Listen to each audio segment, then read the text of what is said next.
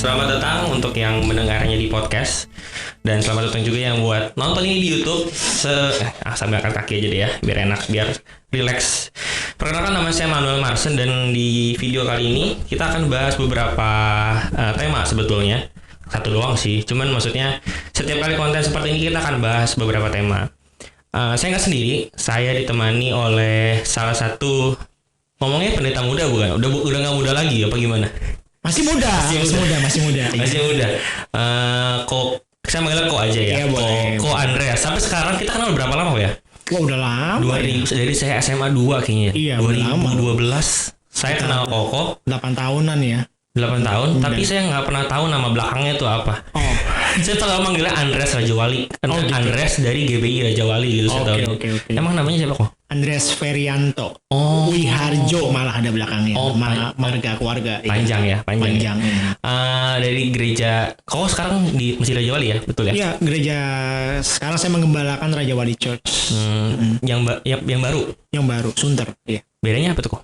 Bedanya kita cabang dari GBI Rajawali. Yang aslinya di Pademangan. Ya, cabangnya di Sunter. Oke. Kita mau bahas satu hal sih sebetulnya yang mungkin familiar di kita kok. Kita bahas yang namanya insecure. Yep. Bahkan saya mau syuting aja nih insecure nih. Saya ngerasa jelek nih sekarang nih, rambut berantakan nih, mohon maaf ya nih yang nonton nih, rambut berantakan, habis beli kopi tadi, ambil kopi segala macam. Kita bahas insecure kok. Menurut Google ya yang saya baca, insecure itu adalah sesuatu hal menganggap bahwa diri kita tuh rendah. Oke. Mungkin semacam minder, tapi mindernya lebih ke banyak hal. Bisa jadi bentuk fisik, bisa jadi ekonomi, dan sebagainya. Nah, kalau saya sendiri, saya pernah Koko dulu deh. Koko pernah nggak ngerasain minder? Maksudnya bukan minder, insecure. Itu penyakit saya bahkan. Gimana? Dari dulu masa muda sampai kira-kira udah nikah pun masih agak nempel tuh. Iya. Insecure-nya? Apa kok? Saya dulu waktu SMP tuh minderan juga orangnya. Karena gini, kalau saya itu dari latar belakang keluarga yang mengutamakan prestasi. Jadi saya bayangin nih, waktu SD kan ranking 1 nih. Dari kelas 1 sampai kelas 3, tiap cowok itu ranking 1 terus. Nah, pas kelas 4. Kita masih ngomongin cowok ya? Iya, kita tahu umur Andre berapa ya? Cowok ngomongnya. Nah, sekarang cowok itu apa cowok? Apa? Iya. Cowok itu 3 bulan, ya kan? 4. Oh, 4. Kalau 3 bulan apa? Catur bulan ya? Tri ya biasanya. Kalau cowok catur bulan jadi 4. Oh. 4 bulan. Saya juga, saya kelas terakhir itu cowok kelas 3 SD. Udah ada gitu-gituan lagi tuh. Iya. Jadi Koko lanjut sorry motong jadinya nih. It's okay. Jadi memang begitu kenyataannya. Jadi pas naik kelas 4, saya ingat saya ranking 2. Ranking 3. Biasanya ranking 1. Hari itu saya pulang, rapot saya dibuka sama mama saya kebetulan. Ya karena papa saya kerja. Begitu dia yang ambil rapot, dia buka, dia banting rapot saya depan saya. Gitu. Apa-apaan nih kata gitu. Jadi begitu saya buka, loh, ranking 3. Kalau bisa ranking 1, kenapa ranking 3? Wah, udah semenjak hari itu berbekas tuh sampai saya gede bahwa saya baru di accept kalau saya itu berprestasi. Nah, itu kebawa sampai gede. Masuk SMP, saya kan terus itu masih prestasi masih bagus tuh, 3, 2, ranking 1 lagi sampai kelas 6 ranking 2 umum dan seterusnya ranking 1 ya. Bolak-baliknya 1, 3 besar itu. Masuk SMP bergaul salah, ketemu teman-teman yang ngaco, yang hobinya pulang sekolah tuh mainnya zaman dulu masih ada Super Nintendo tau nggak? Waduh. udah nggak inget ya? Mohon maaf nih, saya SMP mainnya udah warnet sih. Oh iya. Udah beda nih. Zaman saya tuh mainnya Dragon Ball tuh. Super Nintendo yang Kamehameha tuh. Gimbot. Iya, enggak gimbot, udah pakai TV. Iya, wah main begituan terus, terlibat tim volley. Wah, pokoknya mau jadi orang yang populer di sekolah, ikutan geng-geng begitu, nggak pernah belajar, drop. Udah. Semenjak itu nilai saya di sekolah drop dan di rumah udah nyanyi terus, jadi saya udah makin minder gitu. Dan anyway, model saya ini juga model orangnya yang orang bilang apa ya, clumsy, tahu clumsy ya? Kalau ceroboh. Ya, jadi kalau lagi jalan kadang-kadang pintu sih kebuka lebar gitu, tapi bisa jalan tuh senggol, pegang barang tiba-tiba jatuh gitu. Wah itu semua julitan keluarga udah tahu tuh. Wah kalau dia mah orangnya cerobohan lah, pegang kunci apa ketinggalan ini segala macem. Jadi wah dari kecil itu sampai gede saya kurang lebih itu berlaku. Dan SMP saya tuh udah gemuk, hitam, pendek, lagi dipanggilnya aja kate dulu tuh sama teman-teman satu sekolah. Itu menyebabkan saya minder. Tapi sekarang kok bisa tinggi, putih, terus nggak gendut lagi? Ini gimana sih? Karena banyak berdoa ya. Oh itu kuncinya itu rupanya. Iya banyak berdoa dan berpuasa ya. Enggak lah, nggak tahu juga, naturally begitu aja gitu. Kalau saya sih lebih ke insecure banyak hal sih. Maksudnya kalau misalkan secara fisik sih udah kebal, udah baal ibaratnya. Ya. Dari SD saya udah dikatain monyong udah berapa kali, udah nggak tahu udah. Saya tuh jerawatan dari kelas 3 SD kok. Oke. Agak aneh, bukan agak aneh sih. Memang aneh sih sebetulnya ya. 3 SD udah jerawatan. Jadi saya dulu pakai Didi, tapi Didinya itu Didi itu bukan buat cuci tangan. Ada cuci mukanya juga. Oh gitu. Atau jangan-jangan jerawatan gara-gara cuci tangan saya pakai ke muka tuh kayaknya. Tapi waktu itu saya ingat saya pakai Didi dan Didinya itu expired. Jadi muka saya itu jerawatan dari kelas 3. Saya dijuluki jelita. Jerawat 5 juta. Asia. Pada saat itu kelas 4 SD udah jerawatan. Jadi udah kebal lah fisik lah. Tapi kalau misalkan ekonomi yang agak sensitif sih. Sama. Ekonomi kadang-kadang aduh sampai sekarang saya nggak pernah lupa sih. Mungkin ini yang bikin saya insecure juga sih. Ada teman saya yang bilang, Manuel, teman saya kaya anyway. Dia punya rumah lumayan besar, terus dia bilang, Manuel mah orang susah, rumahnya aja sekecil upil. Saya kelas 2 SD nggak pernah lupa sampai sekarang rumahnya sekecil upil. Karena masih SD bapernya sampai sekarang aja gitu. Insecure yang lebih ke arah ekonomi sih. Sama, saya waktu kuliah gitu ya, mama saya bangkrut. Tadinya keluarga saya tuh ya lumayan, pokoknya mau makan apa tunjuk bisa lah gitu. Terus di tengah jalan ada keputusan finansial salah ya. Keputusan finansial salah, akhirnya rumah kami harus dibayar ke bank sebagai penjamin kan, waktu itu kan jaminannya rumah hilang semua, mobil dari 4 habis semua. Terus tiba-tiba kita berpindah bisnis jadi kontraktor, artinya bukan kontraktor bangun rumah, ngontrak kemana-mana gitu. Jadi ya udah habis. Semenjak itu saya coba usaha, juga sempat coba usaha ngerjain ya, buka usaha tempat makan. Sebenarnya itu muncul dari insecure saya juga, saya pengen dianggap orang. Saya pengen karena tadinya kuliahnya kan lumayan tahu mingse ya. Lumayan tahu mingse tuh maksudnya saya juga kuliah di tempatnya tahu mingse juga sih, ya kan, di seberang Citraland 2 itu loh. Oh iya. Ya kan? Yang kampusnya katanya banyak gaya itu ya kan, banyak gaya, belajar jarang ya kan. Masuk sana, kuliah sana, tahun berapa itu saya naik Honda New City loh padahal loh. Pas awal-awal. Iya saya kurang lebih tahun 99 2000 lah. Nah jadi saya masuk situ dengan naik Honda New City kan istilahnya ya kasta. Lumayan. Oh iyalah ya lumayan. Jadi dalam pergaulan juga ya bisa masuk kemana aja. Begitu bangkrut hilang semua, harus ganti mobil yang di bawah itu. Habis sama, saya juga berpikir gitu. Jadi saya merasa kalau ketemu, insecure nggak tahu nih sama nggak kita ya. Kalau kita ketemu orang detik itu tuh, kita kalau ketemu orang yang lebih berhasil, lebih kaya dari kita, minder. Nah itu ternyata ada juga penyebutannya, itu kan sekitar 20-an berarti kan.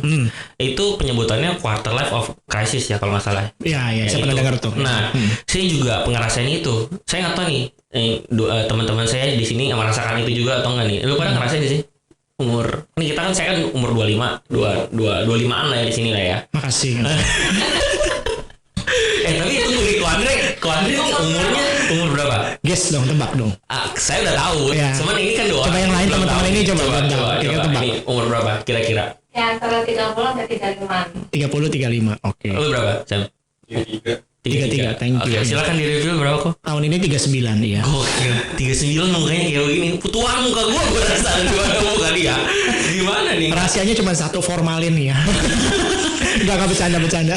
Kembali lagi ke tadi, kita quarter life crisis. Jadi kita tuh sempat ngerasa kayak, apalagi beberapa teman kita kan yang udah ada yang nikah, udah ada yang punya rumah, punya mobil segala macem. Itu ada rasa kayak, gila gue umur segini belum ada apa-apa. Exactly. Ya, itu kayak gitu ternyata namanya quarter life of crisis gitu loh. Apalagi kalau misalnya kita datang ke kondangan temen, salamin, terus kapan nyusul gitu kan, pertanyaannya mulai keluar kan. Ya gue juga mau nyusul kalau udah ada duit sebenarnya ya, cuman kan kalau ada duit ya gimana. Cuman maksudnya itu memang ada Kau juga ngerasain itu berarti? Saya ngerasain, apalagi kalau ya kita dari suku keturunan tertentu tuh, ya kan? Ya. Pasti punya satu, nggak tahu dari mana itu datangnya udah ketanam di badan gitu ya kan? Betul. Kalau kita nggak punya uang, nggak dianggap orang, bahasanya kan begitu. Ya, jadinya itu menimbulkan banyak hal deh yang saya bilang tuh menghack ya hidup kita, sehingga kita itu nggak jalan full on our capacity, kira-kira gitu. Iya sih, iya, pokoknya suatu ras tertentu yang matanya tidak seberapa besar lah gitu. Saya tidak bilang Cina, tapi ya itulah pokoknya. Nah, beberapa bulan lalu kok ada kita sekarang ngomong yang lebih ke anak muda maksudnya untuk apalagi wanita ya, pasti kan insecure sama beberapa hal. Iya. Terutama berat badan misalnya. Pasti, iya. Warna kulit biasanya, bentuk wajah, konstruk gigi misalnya. Oke. Pokoknya begitu kan pasti kan yang cewek mulai insecure tuh. Iya. Gimana cara kita ngomong sekarang karena ini buat ya YouTube gereja ya. Jadi kita bahas seputar kalau misalnya sebagai anak Tuhan nih, gimana menyikapi hal-hal seperti itu. Ibaratnya kan dunia menerapkan standar bahwa cakep tuh begini, ganteng tuh segini. Manuel tuh udah jauh di bawah ganteng tuh. Misalkan Andreas tuh ya bisa kategoriin ganteng tuh. Maksudnya gimana kita sebagai anak Tuhan tuh menyikapi hal-hal seperti ini gitu loh. Ya. Kalau dari sudut pandang saya, yang pertama kita punya sudut pandang yang benar dulu, bahwa kita ini dibuat Tuhan itu custom. Itu dulu. Bukan mass production ya, yang artinya ya sorry kelewat nih, akhirnya lahir deh bentuknya kayak gitu, maaf ya gitu, lu benerin sendiri deh ini, aduh maaf kelalaian pabrik misalkan gitu kan. Enggak ya, kita ini bukan mass production, Tuhan udah buat kita custom, dalam artian kita harus terima dulu nih diri kita itu dengan berbagai macam bentuk, warna kulit, apa segala macam yang udah kita nggak bisa rubah, udah dari sananya kita mesti accept gitu, terima dulu. Nah, yang kita harus tempurin adalah pola pikir dunia itu. In many ways saya berkali-kali juga sering ditanya kayak begini, apalagi kalau saya sama istri sharing soal pacaran, soal pasangan, gimana memilih pasangan yang tepat. Saya selalu ngomong cakep yang di dalam itu jauh lebih penting daripada cakep yang di luar, menurut saya ya. Loh, tapi kan mata nggak bisa bohong kan, seperti itulah, banyak lah argumen-argumen kayak gitu. Saya gini pernah ngalamin, kita punya temen yang oke lah secara kadar kacamata di dunia mungkin ya, kalau kita nilai 1 sampai 10 dia 9,5 lah gitu ya kan. Tapi yang satu lagi mungkin teman kita kacamata dunia, ya sekali lagi kacamata dunia ya, mungkin di rating istilah saya itu ada wanita 7 detik, ada wanita 3 detik. Maksudnya gini, wanita 7 detik misalkan kalau dia lewat, laki-laki tuh 1, 2, 3, 4, matanya memandang 7 detik. Tapi ada wanita kan 3 detik. Kadang-kadang orang dunia berpikir kan 1, 2, oke, gitu loh.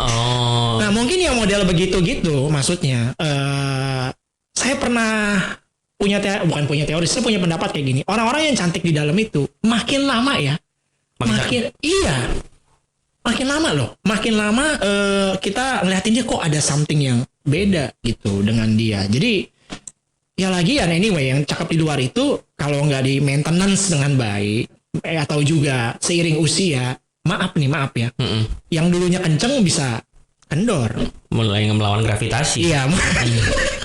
Mulai melawan gravitasi, nggak bisa dilawan. Iya. Lama-lama udah mulai turun. Iya, lama-kelamaan yang itu semua sirna. Pada akhirnya itu semua adanya yang di dalam gitu. Menurut saya sih gitu.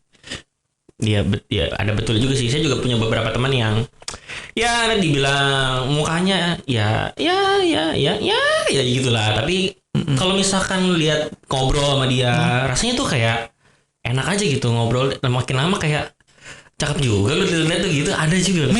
Memang itu terjadi. Jadi seperti kata banyak orang ya, cakep itu relatif.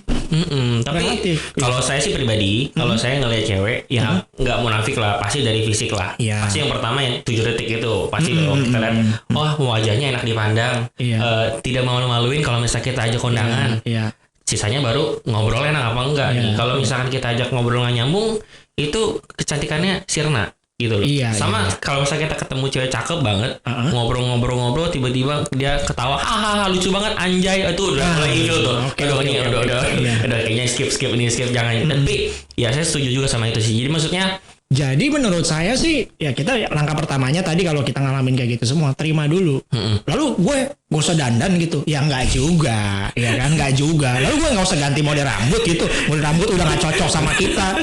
By the way tau gak itu cowok zaman sekarang lagi pengen ngikutin Taiwan Class itu loh. Oh iya.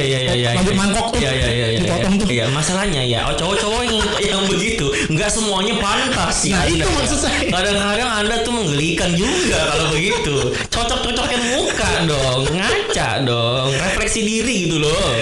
Aduh, tapi iya saya betul. Saya lihat banyak juga tuh cowok-cowok yang kayak gitu. Iya, meaning maksudnya bukan berarti kita nggak peduli juga sih, maksudnya dengan badan kita gitu.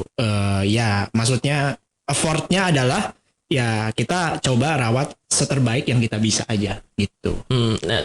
Bahkan sekarang juga banyak yang menurut saya sih denial sih kok. Jadi misalnya ada beberapa sebetulnya yang bisa diubah, tapi kalau misalkan contoh lah, misalkan saya gemuk ya, ketika saya dikatain saya bisa bilang bahwa body shaming segala macam. Sebenarnya nggak salah juga, responnya nggak salah. Maksudnya tapi kita kan punya kebebasan untuk respon kan. Bisa saja saya respon dengan saya marah dengan dia, bahkan bisa kena pasal karet kan, UU ITE segala macam, saya bisa tuntut balik. Atau saya bisa ketika dapat itu, saya bisa feedbacknya adalah saya kurusin diri gitu loh. Kan ada dua respon gitu loh.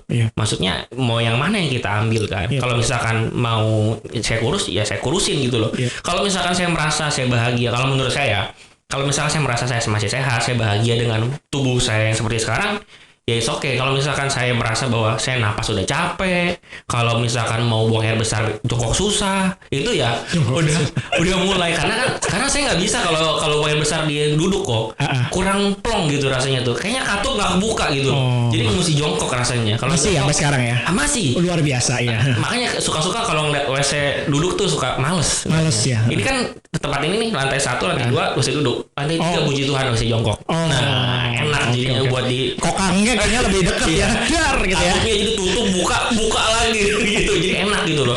Cuma maksudnya kalau misalkan saya merasa saya masih bahagia dan masih fine aja, ya nggak apa-apa. Kalau ada orang yang katain kita, ya udah bilang aja gue bahagia gitu. Tapi kalau misalkan memang udah nggak sehat, ya udah dong, lu mau gimana lagi, lu mau harus kurusin badan, menurut saya sih gitu ya. Ya, setuju juga sih itu ya. Kita akan masuk ke segmen yang kedua kok. Segmen yang kedua adalah kan udah seputar tadi insecure ya. Kita akan membacakan pertanyaan-pertanyaan dari beberapa jemaat dari TAC. Oh, udah ada yang nanya nih? Ada. Jadi ada. kita update di story. Kita mau ketemu ke Andre, kasih list pertanyaannya ke kita. Siap. Jadi ada semoga beberapa bisa dijawab ya. Ada banyak, 13 nih. Wow. Tapi ya jawabnya singkat-singkat aja nggak apa-apa. Yang pertama, tips membangun rasa percaya diri. Tips membangun rasa percaya diri. Sampai ke sleep. Betul. Mungkin minum dulu ya. Silakan. Ini tidak sponsor ya, tidak ya. jadi jiwa. Tapi kalau mau sponsor ya boleh juga sih ya. Boleh juga jadi jiwa. Oke. Tips membangun rasa percaya diri kok. Saya ini dulunya orang nggak percaya diri. Seperti saya cerita tadi kan. Begitu banyak hal yang saya hadapin tuh berdasarkan pola pikir dunia. Satu-satunya jalan saya bisa pulih adalah saya tahu saya dikasihi Tuhan itu dulu. Dan nilai saya itu bukan ditentukan apa yang sesama saya ngomong, tapi value saya ditentukan oleh apa yang Tuhan ngomong dalam hidup saya. Final, pada akhirnya you have one audience sebenarnya. Brutally fake ya. Dalam artian kalau kita belajar kebenaran lebih jauh, maksudnya kita hanya punya satu audience yang perlu kita senangkan, ya Tuhan. Gitu. Sebenarnya ya. Berarti kita hidupkan untuk menjawab panggilan dia, untuk menjawab destiny dia. Jadi ya sebenarnya the final word itu mesti Tuhan. Karena kita nih hidup di zaman yang kita mau percaya yang mana. Orang bilang gue bagus kalau gue tadi ini, sementara di bagian yang lain bagus kalau ternyata ini. Kalau kita ngikutin terus apa yang semua orang mau gitu, menurut saya kita nggak bisa berjalan maksimal di dalam apa yang Tuhan mau. Oke. Jadi untuk pertama-tama bagaimana kembalikan percaya diri itu? Satu, ya udah kenali dulu nih sebenarnya Tuhan ngomong apa sih soal hidup saya. Then you will get free. Dan juga tentang paham berapa nilai kita di hadapan Tuhan. Kayaknya saya pernah sharing ini di THC. Pernah. Saya pernah dengar juga, saya ingat nih. Gitu. Jadi kalau kita tahu itu akan membuat kita lebih free ya, lebih bebas gitu maksudnya gitu. Oke. Yang kedua, bagaimana cara Anda menyikapi komentar-komentar orang lain terhadap diri Anda? Oh iya, ini sering banget ya, apalagi sekarang udah jadi gembala ya. Wah. Oh iya pasti. Banyak banget. Kalau ganti mobil, lihat tuh ganti mobil dicap kita itu mah gitu. Ada kan kayak gitu kan? Ya berbagai pola, tapi untungnya tim saya nggak begitu. Nggak Gitu ya. begitu Nggak banyak begitu. yang tahu. Ya. Tapi dalam artian kita hidup begini ya, kalau kita hidup dengan apa kata orang terus nggak ada guna. Itu maksud saya, nggak ada guna dalam artian ya nggak ada guna. Bener-bener bayangin aja kalau misalkan ada orang yang bilang, hari kayak Ko Andre kayaknya bagusnya rambutnya gondrong deh. Oh, gue gondrongin besok. Udah gondrong, ada lagi yang bilang rambutnya cepak aja. Ya udah ganti lagi cepak. Yang udah botak lebih bagus ya ganti botak. Di highlight lebih bagus ya ganti highlight. Kalau kita ikutin terus itu kata orang, who are you, saya mau nanya. Iya sih. Siapa kita yang sesungguhnya? Jadi kalau komen-komen kita pilah yang konstruktif yang mana, yang destruktif yang mana. Jadi kita pilah, kalau yang konstruktif kita pakai untuk kita jadi orang yang lebih baik lagi. Gitu. Kalau yang destruktif sifatnya udah ngebully sampai terlalu gimana, mendingan tutup mata aja, kita doakan supaya mereka itu kayak doa Yesus ya, Tuhan mereka nggak tahu apa yang mereka lakukan. Tapi besok semoga kalau makan nggak bisa aja. Mungkin itu alasannya teman saya ini nggak pernah gunting rambut sampai sekarang ya. Mungkin bila lelah kayaknya dikomentarin mulu rambutnya ya. Gue gunting pendek, oh salah. Gue gunting panjang, gue panjangin salah. Udah gue panjangin aja sampai sekarang dah. Nggak peduli. Samuel nih gondrong. 3 tips untuk generasi muda zaman sekarang yang sering insecure. Wah ini kayaknya dari tadi kita udah bahas nih ya. Itu udah bahas Ini. banyak ya. Ayat Alkitab untuk menguatkan kita yang merasa insecure. Yang pertama kalau saya Lalu dari saya berjaga-jagalah Anda. ada kok. Ada. Kalau saya pertama-tama kita tahu dulu di Mazmur 139 ayat 13 sampai 16. Saya bacain aja ya. Silakan. Sebab engkaulah yang membentuk buah pinggangku, menenun aku dalam kandungan ibuku. Aku bersyukur kepadamu karena kejianku dahsyat dan ajaib. Ajaib apa yang kau buat dan jiwaku benar-benar menyadarinya. Tulang-tulangku tidak terlindungi bagimu ketika aku dijadikan di tempat yang tersembunyi dan aku direkam di bagian-bagian bumi yang paling bawah. Matamu melihat selagi aku bakal anak dan dalam kitabmu semuanya tertulis hari-hari yang akan dibentuk sebelum ada satupun daripadanya. Ini tulisan Mazmur Daud. Dia menyadari bahwa hidup dia itu sudah ada yang rancang dan bukan kebetulan dan he exists for a reason gitu. Ya, itu ayat yang menguatkan kita. Atau kalau enggak di Efesus 2 ayat 10 yang lebih pendek, karena kita ini buatan Allah. Jadi kita ini buatan Allah. Siapa yang buat kan penting. Ya kan? Kalau nanti panjang lagi. Nanti kita kalau ditanya begitu nanti baru saya perpanjang. Intinya kita buatan Allah. Kita buatan Allah. Bukan buatan Cina ya. Bukan ya. Itu produk ori bukan Oh KW. iya. Diciptakan dalam Kristus Yesus untuk melakukan pekerjaan baik yang dipersiapkan Allah sebelumnya dan Ia mau supaya kita hidup di dalamnya. Jadi udah ada master plan duluan. Baru kita dilahirkan. Blueprint duluan baru kita dilahirin. Sama kayak kita ya pegang semua produk ini. Sebelum produk ini nyata ada, plannya udah ada dulu. Baru produknya dilahirin. Itu ayat yang nguatin saya terus bahwa keberadaan saya hari ini dengan tampang seperti begini, dengan orang tua yang ada di rumah saya seperti itu, di tempat saya berada itu exactly paling tepat yang Tuhan mau. Itu. Oke, pertanyaan berikutnya. Banyak anak muda merasa dirinya nggak berharga. Cara untuk overcome bagaimana? Untuk melaluinya maksudnya. Ya, untuk mengatasinya bagaimana? Ribet banget deh, tinggal ngomong cara untuk melalui overcome gimana nih ya. Ribet Kan biar keren zaman sekarang kan Inggris dikit. Iya. Ya. Digabungan sama Jaksel pasti ini. Kerjanya jauh amat di GM tapi ya. Gimana kok untuk melewatinya? Melewatinya kayak gini nih, ibarat kata kita lagi jalan gitu ya, dalam satu perjalanan, kalau ada orang-orang yang ngelemparin hal-hal yang gak baik dalam hidup kita, ya kebaskanlah gitu. Kebaskanlah dalam artian udah pinggirin aja, gak perlu didengerin. Nah itu kata yang penting tuh, gak perlu didengerin. Hari-hari ini siapa yang lu dengerin? Itu dulu. Lingkungan kita seperti apa? Siapa di sekitar yang kita izinkan berdiri di sekitar kita tuh kayak apa? Gitu. Nah kalau kita dengerin pendapat orang-orang seperti itu dan sementara kita nggak kayak gitu dan gara-gara lingkungan kita seperti gitu akhirnya kita berusaha kayak gitu, stres hidup lu pasti. Makanya kan kita mesti perhatiin siapa yang kita denger lebih banyak ya, itu pendapat orang lain atau pendapat Tuhan. Nah, anyway, kalau kita sebagai orang Kristen pada akhirnya setiap hari pertempuran terbesar pada akhirnya cuma 2, kerajaan Allah dan kerajaan setan. Udah gitu aja. Nah itu pasti perang terus. Jadi gimana melaluinya? Banyak bergaul dengan orang yang lebih orang dewasa ya, dewasa rohani maksud saya, karena muda belum tentu nggak dewasa rohani. Secara usia tua ya belum tentu dewasa juga. Jadi bergaul sama orang-orang yang dewasa deh, dewasa rohani, supaya lebih kuat. Setuju. Nah berikutnya, bagaimana cara mengatasi insecure yang terjadi karena penolakan dan kegagalan? Oh. Kayak saya kan udah gagal banget tuh. Gimana cara bangunnya istilahnya gitu ya, gara-gara penolakan, kegagalan. Saya juga di label orang dulu sering, jangan ngerjain apa-apa, jangan kasih dia deh. Kenapa? Dia orangnya kelamsi, ntar gampang lupa, slow respon. Dulu pernah di labelin begitu. Sampai sebenarnya dalam hati tuh udah ada yang berontak. Gue nggak kayak gitu. Gue juga nggak mau kali kayak begitu. Gitu. Pernah nggak sih kita ketinggalan barang gitu ya? Jalan, ya ampun Tuhan, ketinggalan. Apakah kita mau seperti itu? Gitu. Ya tapi ya netizen biasa julidnya kan macam-macam lah ya.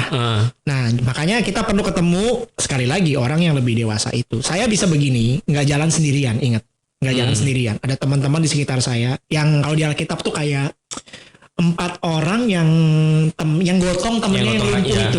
Iya, teman-teman yang model begitu yang kita perlu.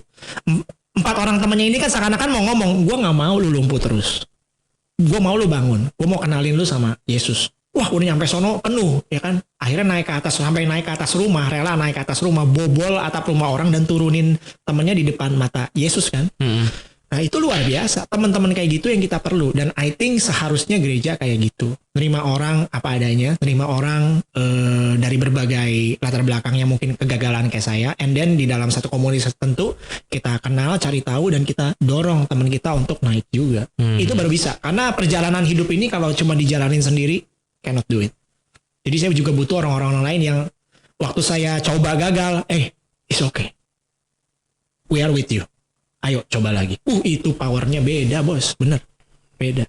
Dan saya berdoa sih banyak gereja jadi tempat seperti itu. Yang ini saya notes dulu nih. Ini nomor 6 nih. Karena saya kalau menurut saya sih kok ya, ini nggak tahu ya, pandangan aja. Beberapa orang di gereja lebih banyak sugar coating. Maksudnya sugar coating. Maksudnya kayak manis-manis. Kita tahu nih ini nggak bagus. Kita tahu lu perform, lu fals, kita tahu. Tapi ketika turun kayak gue bagus, keren banget. Apa? Ya maksudnya ketika kita tahu itu jelek, tapi kita dibagus-bagusin, kayak ada rasa kayak ternyata nggak jelek-jelek banget. Ya, saya rasa ini awal cikal bakal orang-orang ikut Indonesian Idol tapi suara jelek tuh ini pasti. Maksudnya dia merasa bahwa suaranya tuh kayak bagus karena teman-temannya semua bilang suaranya bagus gitu loh. Kayak ada jangan politik nanti ya, intinya gitu. Maksudnya saya nggak setuju sama maksudnya kalau misalkan kritik itu nggak apa-apa banget menurut It's saya. Okay. Yang nggak boleh menurut saya yang hate, jatuhnya udah sampai hate sih. Iya, saya pikir bahasanya mungkin beda gini ya. Kita guiding, not judging, beda. Anggap gak? Contoh? Nah, kalau kita guiding tuh artinya kita membawa orang dari satu titik ke titik naik tertentu. Kalau judging tuh udah dijudge duluan, udah di label duluan. Lu mah begini. Nah, kayak saya bilang kritik tadi, ada yang konstruktif, ada yang destruktif. Nah, bagian gereja itu guiding, mengarahkan. Kalau kayak tadi, sebenarnya kamu jahat. Kenapa saya bilang kamu jahat? Karena udah tahu dia fals, lu biarin. Itu juga jahat. Ini juga dalam konteks pastoral dan penggembalaan. Saya hadepin berhari-hari. Saya sebenarnya bukan orang yang mudah ngomong baju lu jelek misalkan gitu ya kan, atau ngomong sesuatu yang nggak enak tentang orang tertentu nggak gampang, tapi in many ways nanti kita dapat hikmat ya kalau motivasi kita benar, bagaimana kita menyampaikannya dengan baik untuk membangun dia juga gitu. Jadi ya bukannya maksud saya tadi saya ngomong kita sugar coatingin something, tapi kita jadi lingkungan yang intinya kita peduli bagaimana teman-teman kita itu bisa pulih dari rasa nggak percaya dirinya itu dan jadi naik juga gitu. Iya, maksudnya saya sih lebih ke arah nggak apa-apa kalau jelek ya gue bilang jelek, tapi ya gue kasih tahu nih yang bagus tuh sebenarnya gini, lu mesti begini, itu kan yang benar kan menurut saya. Ya kalau misalnya mau didebat ya nggak apa-apa juga sih. It's okay, itu kan motivasi hatinya yang penting. Betul. Kan kita ingin membangun dia ya. Betul. Apa dampak insecurities yang sangat mempengaruhi bagi anak muda yang dialami dalam jangka waktu yang panjang? Maksudnya misalkan kita dari kecil udah ada insecure, ini dampak panjang ini apa nih? Ke saya ya, contohnya ya. Waktu itu pola pikir saya itu merantai saya kuat banget. Jadi saya nggak bisa jadi diri saya apa adanya. Merantai kok? Merantai, iya benar-benar merantai. Maksudnya merantai bukan merangkai bunga, bukan. Kayak kerantai gitu, dirantai. Jadi saya nggak punya rasa percaya diri yang sehat. Maksudnya gini, yang sehat tuh gini, jangka panjangnya kalau dalam konteks saya tadi ya, karena saya banyak gagal segala macam, rasa insecure itu tidak membuat saya jangka panjang itu tidak berani melangkah terlalu jauh, karena berasa I'm a total failure gitu. Jadi ada hal-hal peluang yang datang saya tolakin semua, aduh kayaknya gue gak bisa dah. nggak bisa gue kerjain Oh, deh. karena jangka panjang yang tadi itu. Sampai gedenya gitu. Terus dalam bangun hubungan sama orang minderan. Lihat orang lebih berhasil dari kita, saya malah nggak mau deket. Kenapa demikian? Karena saya maunya hanya bergaul dengan orang-orang yang Iya, tanda kutip under saya. Saya istilahnya di alpha man gitu kan. Orang yang memimpin puncak, dan saya nggak secure dilihat orang-orang yang lebih hebat di sekitar saya. Jadinya malah awalnya mungkin mereka juga motifnya tulus aja, mungkin mau bantu, mau tukar pikiran, mau bantuin kita berbagai macam. Jadi malah nggak merasa gue nggak perlu bantuan lo. Gue bisa jalani semua. Kemandirian negatif muncul tuh. Nah, penyakit-penyakit kayak begini itu kan nggak muncul satu hari, tapi akibat masalah insecure yang dari dulu nggak pernah dikelarin, dia numpuk. Nah, bongkarnya itu nggak main-main, itu benar-benar perlu keterbukaan dia juga, perlu Tuhan banget pasti ya untuk membukakan, mewahyukan banyak hal tentang konsep value diri kita yang sesungguhnya, baru itu bisa benar-benar pulih. Makanya lingkungan yang menjaga kita itu penting. Kayak gitu. Akibatnya akan ada tumpukan-tumpukan. Jadi gara-gara satu insecurities ditumpuk. Pola pikir yang salah naik. Seiring usia bertambah begitu. Bisa jadi begitu. Iya, bisa jadi sih, betul. Oke, pertanyaan berikutnya. Bagaimana kita sebagai pelayan Tuhan memberikan rasa aman bagi trauma masa lalu mengakibatkan insecurities seseorang? Ini tadi ini ya, sama aja ya. Kayaknya ya, mengakibatkan traumanya apa dulu tuh dia tuh? Iya, dia nggak spesifik sih. Bagaimana kita sebagai pelayan Tuhan memberikan rasa aman bagi trauma masa lalu? Oh, kita sebagai pelayan Tuhan gimana cara? Iya, beda-beda. Trauma orang juga. Iya, perlakuannya beda-beda, tergantung. Tapi sebagai udah melayani generasi muda dan sekarang mengembalakan nih, satu aja yang saya pegang nih sampai detik ini, prinsipnya adalah kalau kita as a leader atau sebagai pemimpin atau sebagai pelayan atau apapun yang cukup memegang peranan penting di gereja, kasih ruang untuk berbuat salah. Maksudnya? Kasih ruang untuk berbuat salah dalam artian kita misalkan punya instruksi A gitu ya kan. Pada waktu tim kita atau siapapun yang ngerjain dan hasilnya nggak sesuai dengan apa yang kita mau, ya kasih ruang untuk dia berbuat salah tanpa harus dituding, ini kerjaan siapa ini?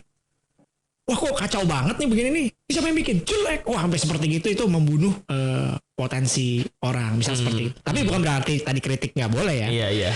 Kembali ke konsep Alkitab. Kalau mau kritik biasanya empat mata dulu, ya kan, ketemu dulu. Tapi kalau udah diutarakan depan umum, dipermalukan di depan tim rapat, macam-macam gitu. Udah gitu kita kayaknya merendahkan hasil kerja orang tertentu, insecuritiesnya dia nambah lagi itu. Nanti ini dalam konteks kalau insecurities dia itu misalkan penerimaan misalkan, ya kan.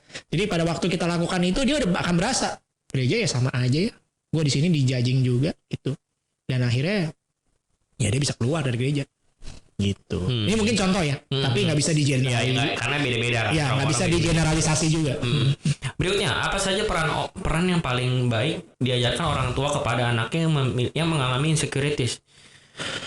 Ini udah punya anak yang nanya bagaimana nih? Nah, kita kan gereja anak muda nih. Ini kenapa nanyanya jadi anak? Ini. Atau mungkin dia punya adik, atau dia juga mungkin dibesarkan di keluarga yang ya dia ngalamin something mungkin. Oh, iya mungkin. Kalau sekarang saya jadi bapak nih, mulai belajar. Berapa tahun tuh anaknya? Anak saya 3 tahun. Berkali-kali dalam games kita atau saya biasa suka main anak sama anak saya. Saya tuh sekarang perannya di rumah banyak. Kadang-kadang jadi Ultraman, saya jadi monster Ultraman, jadi Avenger, ya macam-macam di rumah peranannya kalau main sama anak saya.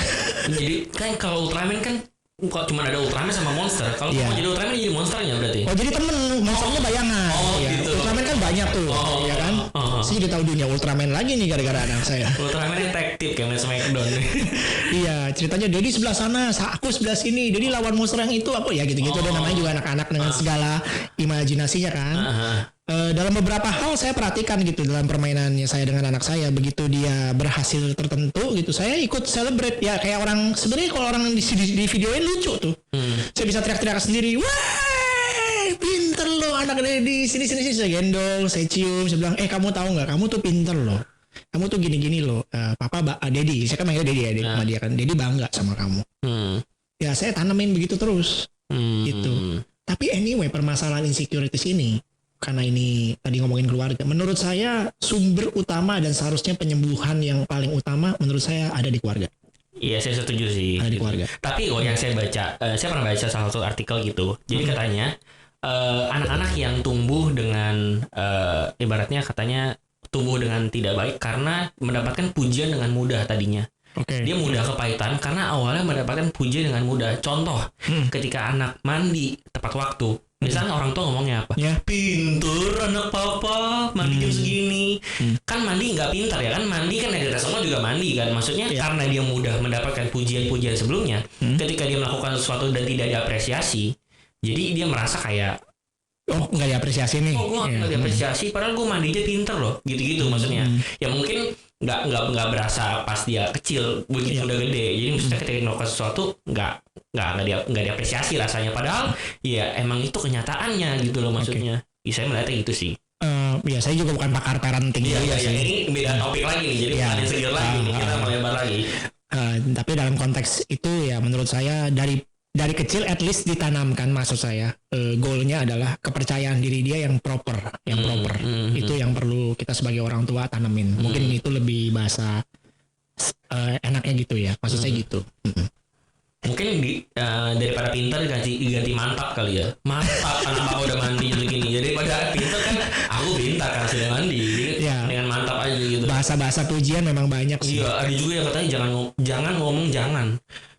Jangan ngomong jangan. Ini baru denger nih saya nih. Jadi katanya kita kalau ke anak usahain tidak menggunakan kata jangan.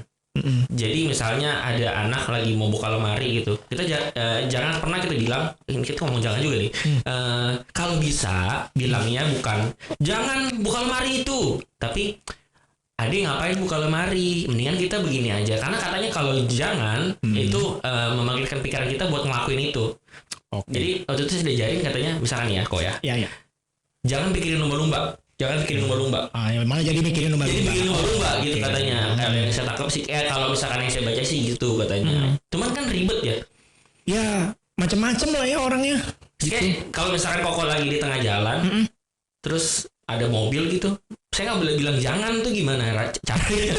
Kok Andre sebaiknya Koko nyebrangnya nanti saja ya kan daripada kok ini jangan nyebrang, beres kan? Iya, sebetulnya menurut saya lebih ke arah gunainnya di waktu yang tepat sih. Kalau misalkan memang kepepet ya apa juga pakai jangan gitu loh. Ini melebar lagi nih kita ya. Iya. Dia nih ya, pertanyaan berikutnya, ciri-ciri orang yang mengalami insecure. Ya macam-macam. Insecure-nya apa dulu gitu. Ini yang contoh di Alkitab lah contohnya ya. Iya boleh. Saul deh. Pada waktu dia melihat Daud lebih sukses ya. Maksudnya dalam artian Daud yang ya siapa yang nggak tepokin tangan orang yang ngalahin Goliat, bener kan? Sementara yang lain nggak ada yang berani maju di zaman itu. Akan sangat baik kalau Saul itu misalkan memberikan penghargaan yang proper buat Daud dan kelar masalah dia menurut saya. Ya kan, kita hargain Daud ya, dia udah ngalahin Goliat dan dia juga panglima perang yang baik. Beruntung kalau dia ada di antara kita. Wah, dan sebenarnya begitu di suksesor istilahnya, sekarang masa kerajaan saya udah selesai, kita akan teruskan kepada masa Daud. Saya yakin Daud akan respect dia proper. Menurut saya ya, nah gitu. Tapi pada kenyataannya keberadaan Daud kan mengganggu dia. Soalnya kita mencatat gusarlah hatinya, dengki, ada dengkilah hatinya tuh. Kalau nggak salah gusar, dengki, saya lupa detailnya ya. Tapi by the way itu ada gitu. Dan lihat deh, responnya adalah kalau saya baca di Alkitab, bukannya dia lebih ngurusin negara dengan benar, tapi dia berusaha mikirin plot bagaimana nyingkirin Daud. Sampai anaknya sendiri disodorin loh untuk Daud maju perang. Kamu perang ya, nanti lawan orang Filistin kayak gini. Kalau kamu berhasil, sebenarnya itu suicide mission menurut kacamata Saul gitu. Ya nggak mungkin berhasil deh. Tapi supaya dia maju perang, gue iming-imingin dah nih. Ada anak gue yang paling yang ada ini, nanti kamu boleh nikah dengan anak saya. Waduh, akibat insecure kayak tadi tuh, ngorbanin apa aja, bisa ngorbanin apa aja, ngerjain apa aja untuk mendapatkan pengakuan dari orang. Berarti bisa disimpulin iri juga bisa menimbulkan insecure dong. Iya dong. Orang insecure itu minder kan, bisa ngiri lo sama orang lo. Iya sih, masuk akal sih. Bisa ngiri lo sama orang, istilahnya kayak gitu. Jadi macam-macam deh. Insecure itu kan bentuknya ada yang minder. Orang minder kan sebenarnya apa sih? Coba. Ya, saya merasa orang lain juga saya. Dan akhirnya dia kalau dia capai titik yang orang lain pengen capai, kira-kira apa yang terjadi sebaliknya? Nih gue kan gitu, bisa loh, dan sebagainya gitu. Jadi ya bisa ngerjain apa aja yang membuat dia itu ya maksudnya bisa rela ngerjain apa aja untuk melawan insecure-nya dia. Oke, konteks saya kebalik. Bertalian dengan tadi ini mumpung ingat. Saya tuh jadi ngerjain bisnis supaya saya dianggap orang. Itu dulu motifnya itu. Supaya kartu nama gue keren aja nih. Direktur A, owner dari restoran A. Padahal duitnya ya, saya kasih tahu aja, saya coba cari pinjaman online bagaimana caranya, saya coba pinjam segala macam, memanipulasi orang tua saya, ini kan mau bangun bisnis lo, modalin dong, biar gini-gini. Padahal motivasi saya yang paling kecil dalam hati saya mau orang mandang saya Keren.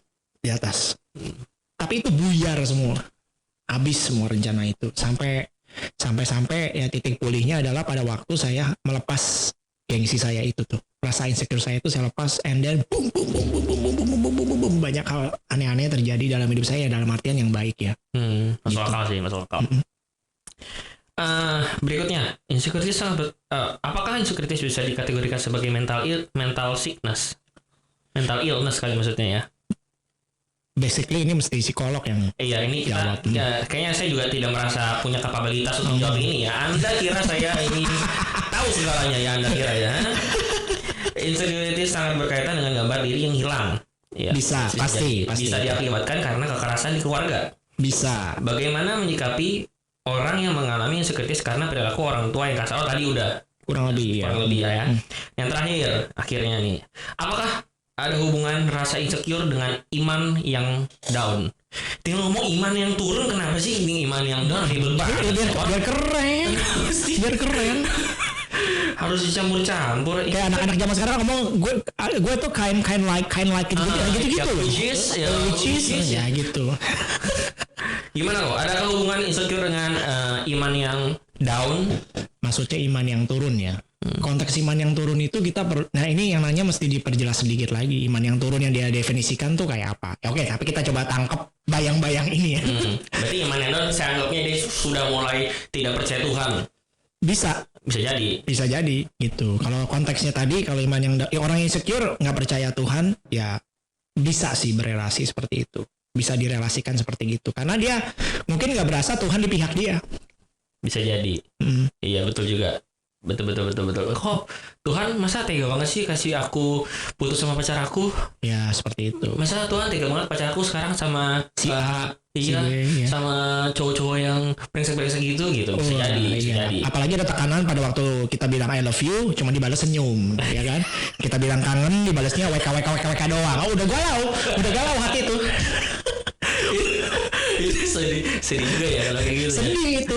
Soalnya kita nggak bisa pacaran, soalnya kita beda agama. Tapi dia pacarnya sama beda agama juga. Itu kayak gitu mungkin. Iya. Tuhan kenapa kamu tidak adil Tuhan? Gitu udah mulai. Ya, dia merasa Tuhan nggak di pihak dia. Dan Tuhan Tuhan baik apabila semua yang dia pikirkan jadi kenyataan.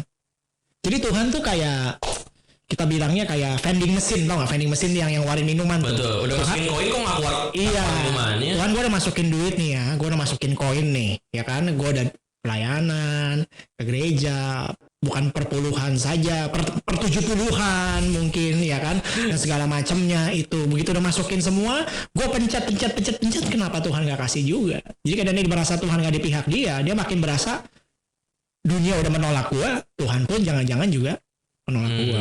Masuk akal. Gitu. Jadinya kira-kira menurut saya kayak gitu. Tapi itu mesti dipulihkan loh kalau kayak gitu loh. Karena pada prinsipnya Tuhan mau yang terbaik dari versi Tuhan ya buat hidup setiap orang gitu. Iya, oke. Masuk akal. Kita selesai kok pertanyaannya. Yang terakhir kita ada permainan kecil-kecilan. Oh, siap. Gimana nih kemarin? Moga-moga ada orang-orang dapat sesuatu dari pembicaraan kita ya. Iya, semoga. Ada nggak sih? Ada dong, ada lah. Masa yang nggak ada? Ini udah 44 menit kita ngobrol. Harusnya ada yang bisa diambil. Gue yang sebutin. Iya, lu yang sebutin. Jadi permainan gimana? Banyak tuh. Oh, gue jelasin kan seolah-olah gue pengennya gue nggak tahu. Jadinya kelihatan gue tahu dong gimana sih? Kita lupakan adegan ini. Kita ambil tongkatnya. Tongkat MIB dulu. Oh iya, jangan lupa ini ya. Jadi insecure ngomongnya. Ngomongnya jadi insecure gimana? Jadi intinya kan aku sebutin satu kata. Kamu sebutin 3 kata yang mendeskripsikan satu kata itu. Udah. Oke, kita coba ya. Kita coba. Saya kasih tau dulu nih, dia nih lumayan insecure sama suaranya sendiri. Dia merasa suaranya cempreng karena sering seledekin juga sih. Oh. Berarti tadi insecure bisa muncul dari wah banyak tuh ya. Ya, dari teman yang Dari kurang teman ajar, yang kurang ajar ya kan. Kayak tadi saya sebutin di sekelilingnya. Betul. Aduh, orang tua macam-macam lah ya. Jangan contoh saya. Gimana? Siapa dulu? Gue dulu apa siapa dulu? Coba mana dulu ya? Mana dulu? Boleh, Ya. boleh. Nih kalau ini saya kata-katanya nggak tahu nih. Iya, iya, iya. Dendam. Iri, najis, jahat. Kenapa gue pikiran? Oh gitu, satu kata kita pilih 3 kata juga ya. Dendam iya sih ya lumayan najis sih, lumayan najis menurut saya ya, menurut Ya saya. kamu nggak pernah dendam sama orang. Ya maksudnya gue juga najis gitu loh. Kalau gue dendam sama orang juga gue juga najis maksudnya. Oke. Koko. Ya oke. Motivasi. Perlu dari dalam gara-gara Tuhan. Beda sekali ya respon jawabannya ya. Beda, ya beda. Beda sekali. Iya. Seperti tadi kan mau menyalahkan Tuhan, menyalahkan setan. Beda. Saya di tengah-tengah gitu. Ya, apa lagi? Cinderella. Cinderella. Bodoh. Lebay. Drama. Sebentar, kenapa sebenarnya bodoh? Coba jelasin dulu. Kenapa sepatunya bisa ditinggal? Oh iya. Tinggal ditarik lagi. Kan Tuhan bisa memakai hal-hal yang gak diduga-duga untuk mempertemukan dengan jodohnya. Tadi apa? Bodoh. Ya lebay sih menurut gua, drama juga sama Drama, iya. ibunya. Kan bisa narik ojek online gitu ngapain? Ya kan maksudnya kalau misalnya kita terkenal dunia sekarang. Oke, gitu. siap. Oke. Koko. Soekarno enggak tunggu. Soekarno aja. Soekarno Tadi Hatta enggak? Iya. Soekarno. Bandara itu jadinya. Soekarno ada. Soekarno. Insinyur Soekarno. Insinyur Soekarno, ya pasti presiden, flamboyan, dan komunikator ulung. Pembelian itu apa ya? Flamboyan tuh, wah nanti kagak enak. Flamboyan tuh Oh, saya tahu. Iya. Iya, saya tahu. Gue yang sekarang. flamboyan, iya. Jangan deh. Ya gitu deh ya. Bahaya Iya. gitu. Saya tidak mau masuk penjara ya. Sekarang Manuel. Sensitif.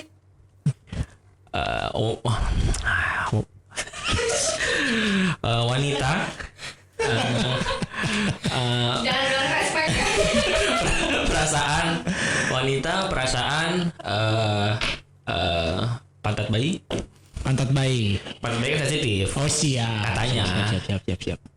Nah, sekarang Koko. Apa ya? Menyendiri. Apa? Menyendiri.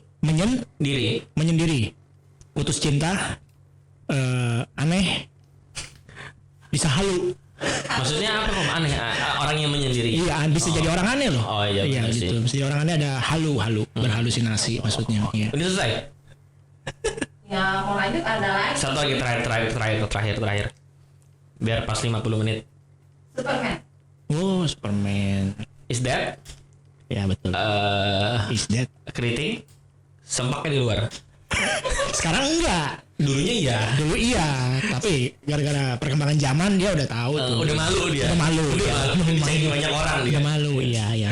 Satu lagi ya. Satu lagi. Mickey Mouse. Mickey Mouse kuno.